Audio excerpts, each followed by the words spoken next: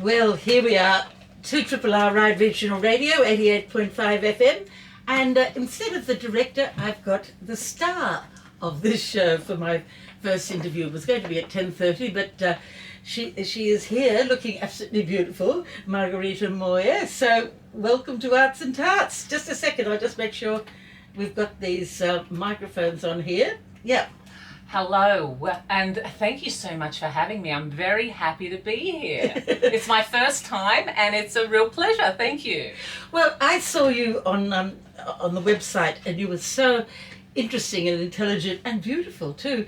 And yet you're playing a woof woof, a dog. I am, yes, I'm a woman playing a dog, and she's, her name is Sylvia, and she's, yes, a mischievous ball of energy. She's very frisky, she's young, and she's got a heart of gold. She's just love in a big canine package. Yes, well, apparently there's some other underlying messages about how there are changes in life and a more sort of soulful theme as well. But the main thing, as I read in the press release, was that this guy goes to a park. He's retired, I think. Yes, he doesn't like his job, and he sees this dog and brings it home. Mm-hmm. And his wife Kate is not that mad about it.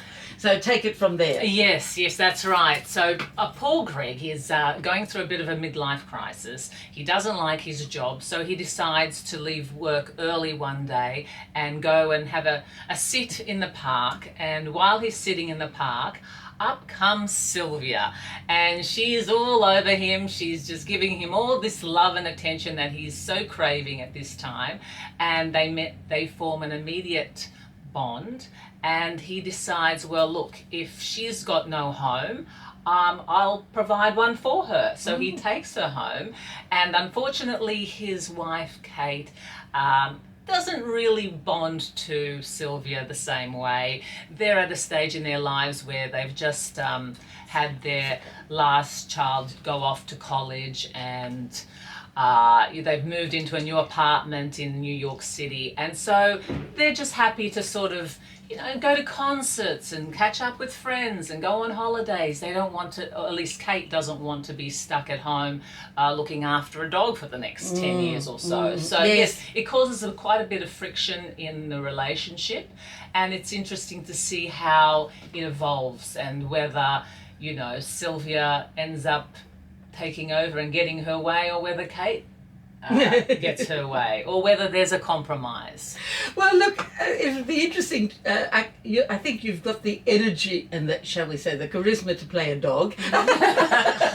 Well, look, in my real life, I'm a dog minder. And I have been for almost 20 years. So I love dogs with all my heart. And so when this role came up, it was a no-brainer for me. I was 100% auditioning for this, and I'm just so glad. It's a dream come true to be able to play Sylvia. Yes, and we'd better say, I don't think I did, but I'm interviewing Margareta Moir as she is the star of the Hunters Hill production that opened last Friday, and it's at the Top Ride.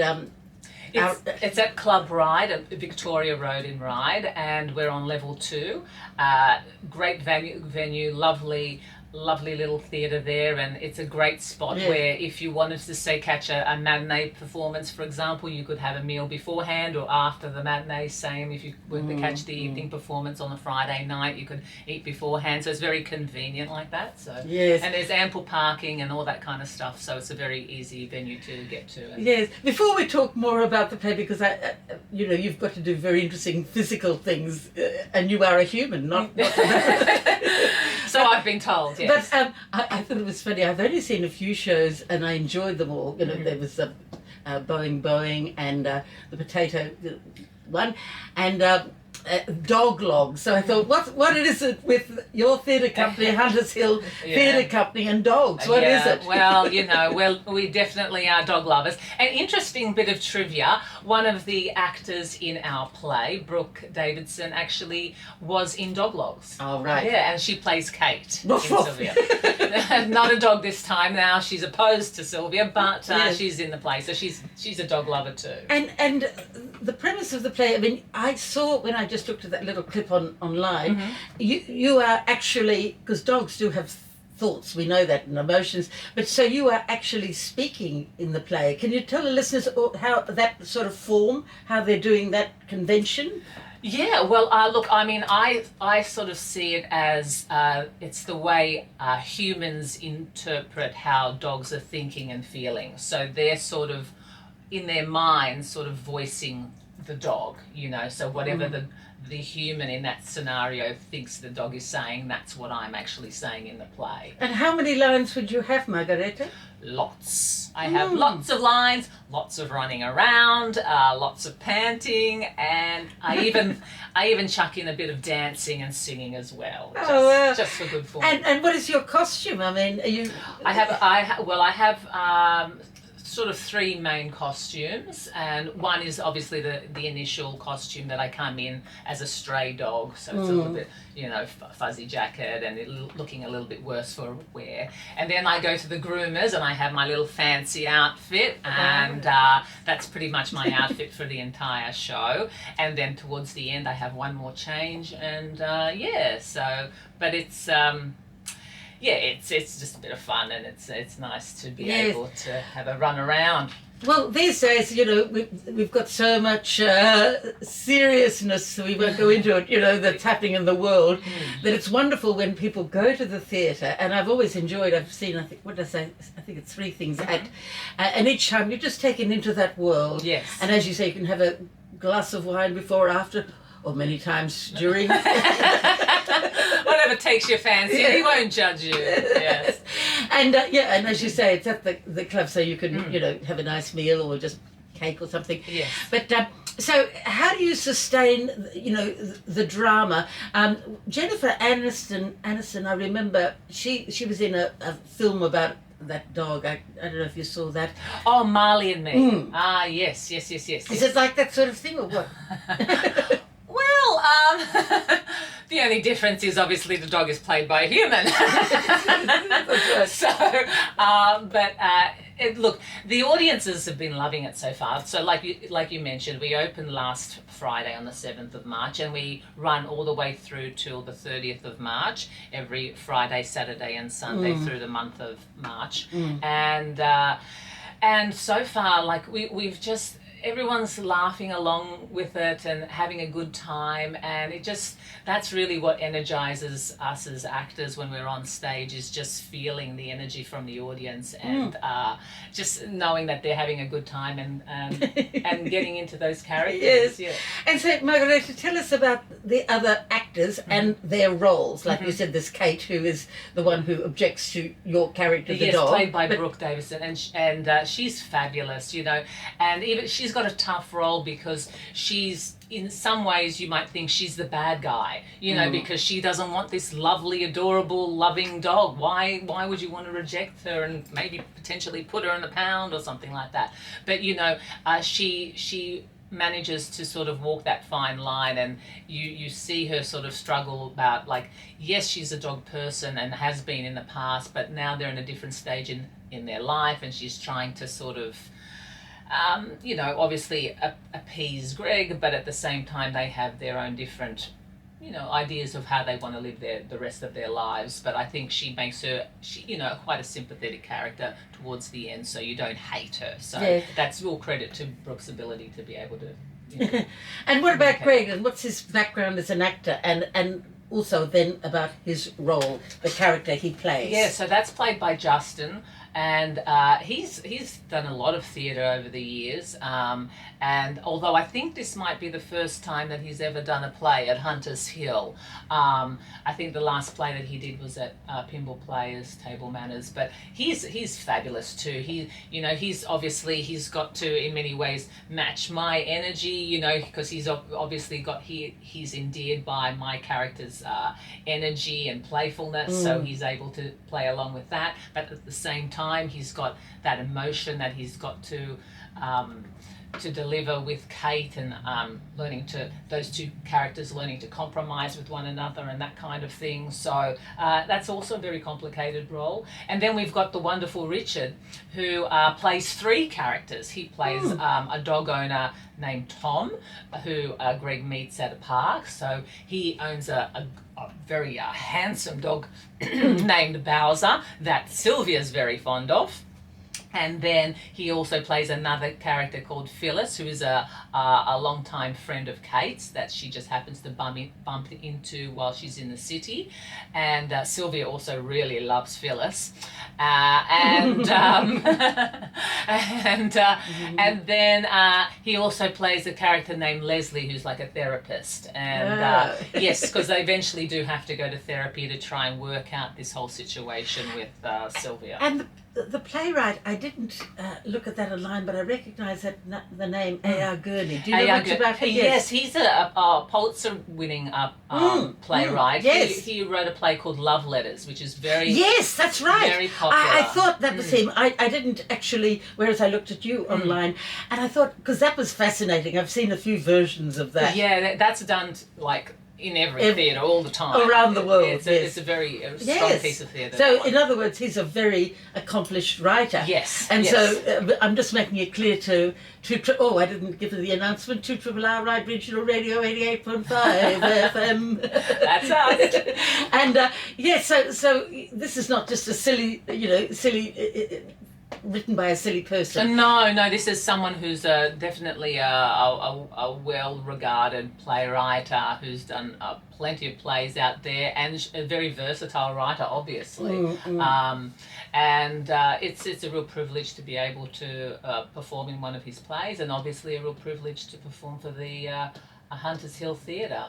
They do a fabulous job. And is it like an hour and a half straight through, or what is it? Oh no, we have an interval, so it's approximately an hour for the first act, and slightly less, maybe 45 minutes for the second act. Then you get a 20-minute interval. Yes, you can have a drink and a little something. A way of contributing to the theatre. That's right. Yeah. Yes, I took a friend of mine who was visiting Sydney, and we had the what do you call it?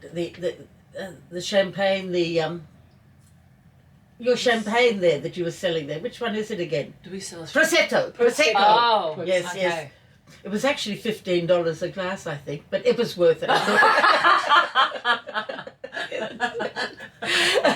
But yes, that was a fun time. That was with Boeing. We saw that. Fabulous. Yes, Okay. and that was suitably sort of silly and sexy. So. Yes, for sure. Yes. For sure. And just a few things. So, what we haven't yet mentioned, Margareta, and who is my guest, Margareta Moir, is now another dimension to the play, because I can imagine, and I would think the listeners could imagine, of 2RRR Arts Tarts, imagine that sort of playfulness and that connection with the dog. But apparently there's another layer of meaning in the play. Is that right? Or another sort of soulful connection? Well, I mean, obviously, anyone who's ever owned a dog or, has been, had a dog in their life would know that it's just not a regular type of relationship. There's a big bond that is formed with your animals, and dogs are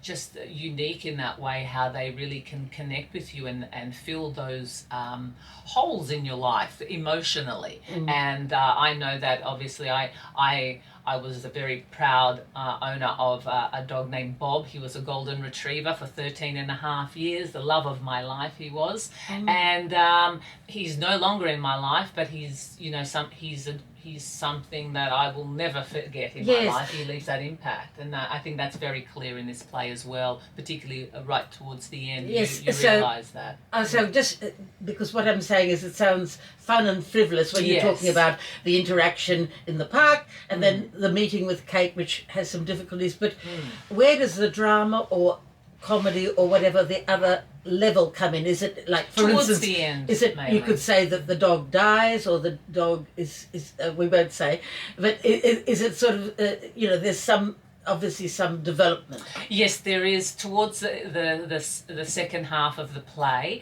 There's something comes to a sort of and where, you know, Greg has to make a decision. Either it's his relationship with Kate or it's his relationship with Sylvia. Oh no. And so he goes to a therapist. They both go to a therapist, and out of that therapy session and obviously conversations with Kate, he has to make a difficult decision as to whether or not to keep Sylvia. Oh, yes. Well, look, you're looking, and look, I'm looking at your curls, Margareta. My crazy curls. And I'm thinking you almost look like a dog today. Yes, thank you very much. I'll take that as a compliment. Yes, it is a compliment. Well, actually, Sylvia does happen to be part poodle, so and they do have quite curly fur. So yes.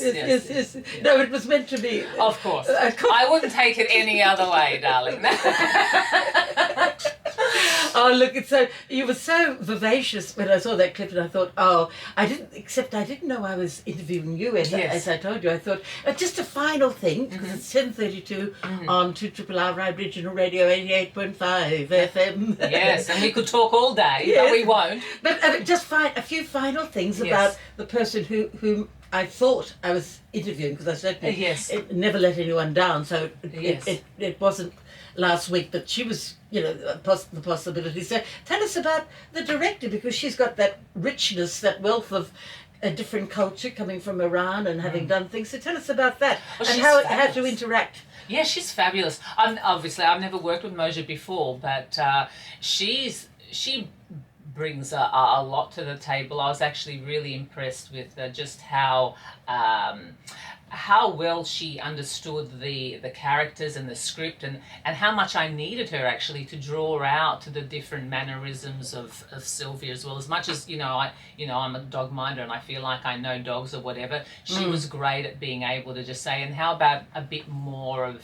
these little doggy mannerisms to really make her believable and that kind of thing. So, and she's always been very very straightforward with her feedback, which I really appreciate, and she's just a lovely person, very easy to work with as an actor, and very clearly, communicates what she wants out of the different characters, and what kind of emotion she wants to draw out of a scene. And just finally, so is there anything from her culture which you feel would be different with her interpretation of the play? Like she's from the Middle East in Iran. Oh, I don't know about that. Excuse me. No, that's okay. Sorry. No, I'm not sure about, I didn't sort of feel anything different in that respect. I just felt that she had a very clear vision, and she just was able to draw out all the doggy mannerisms that I needed to be able to portray the character. Yeah. Oh, look, well, Margareta, you look beautiful, and whether you're a dog or a human, you look beautiful. Thank you very much. But look, I'm having a blast playing Sylvia, and it's just been a real treat, a real privilege, and I really hope that people will come out and see the show. It's a lot of fun. Whether you're a dog lover or not, you're going to have a good time and a laugh, and he's a brilliant writer. He's a brilliant writer. He really is. It really is. And so just finally give the details how people can book and the times. Yes. If you just go onto the web at www.huntershilltheatre.com.au, you will find all the information you need to book tickets, and also see an interview with moi, as well as a few more interviews will be uploaded as well with the rest of the cast. Oh, wonderful. Yeah. And we'll go out now with something for the doggy, who sometimes is a little bit naughty. So this is Ain't Misbehavin'. Thank you. Here we go.